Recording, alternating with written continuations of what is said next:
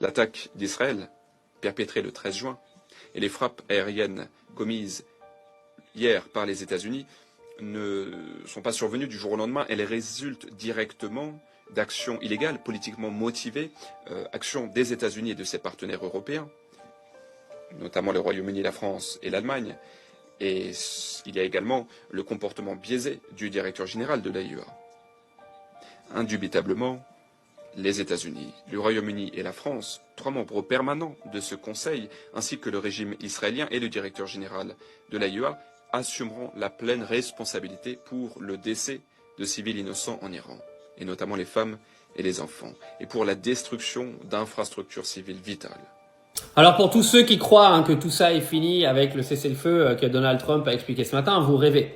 D'accord? Ça va être pourquoi pas une trêve permanente qui va durer quelques jours. En tout cas, il a dit quelque chose qui est très important, c'est qu'aujourd'hui, nous, on est targeté par l'Iran. D'accord? C'est-à-dire que quand vous avez les États-Unis qui viennent bombarder l'Iran, nous, Français, on est mêlés dedans. Et ça, il y en a plein, ils l'ont pas compris. Ils se sont dit, mais non, c'est les États-Unis. Mais non. En fait, aujourd'hui, les États-Unis, ils sont aidés.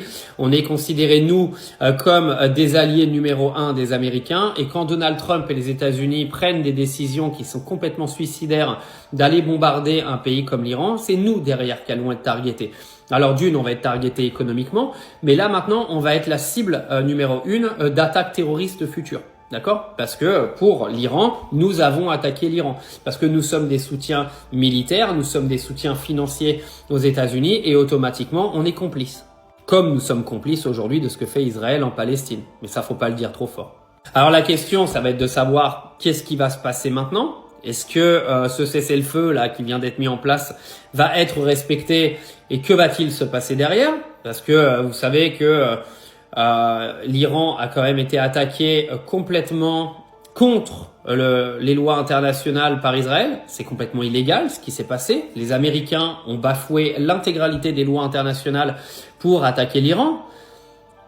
Qu'est-ce qui va se passer? Parce que ce qui est quand même un petit peu hallucinant dans cette affaire, c'est que vous avez les Américains qui, en gros, je vous le dis, ont fait des attaques pour dire à Netanyahou, voilà, on a en gros attaqué ton objectif de base qui était les bases nucléaires iraniennes, on les a détruites, donc maintenant tu es obligé d'aller au négo pour que ça s'arrête. Les Iraniens qui viennent dire, bah vous pouvez, mais de toute façon, nous, nos bases nucléaires n'ont jamais été détruites. Et on sait très bien qu'Israël, de toute façon, se donnera une autre légitimité à attaquer l'Iran. Donc que va-t-il se passer? Et surtout, la question que moi je me pose, que se passerait-il pour la France, l'Angleterre, en cas d'élargissement du conflit? Parce qu'aujourd'hui, l'Iran, ils l'ont bien dit, ils le redisent, nous faisons partie de l'équation, nous les Français.